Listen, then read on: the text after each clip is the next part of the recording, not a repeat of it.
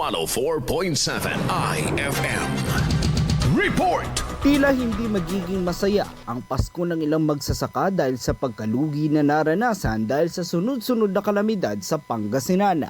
Ayon sa ilang magsasaka, halos hindi umano sila nakabawi sa kanilang itinanim dahil ang ilan ay nalubog sa baha, nangitim at hindi na mapakinabangan. Sa bayan ng Mangaldan, pumalo sa 10 milyon ang naitalang danyo sa mga apektadong palay.